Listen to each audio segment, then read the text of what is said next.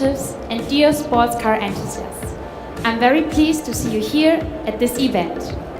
First of all, it was essential for Gumpert-Aiways to build an electric car that would not stop just because the battery is empty.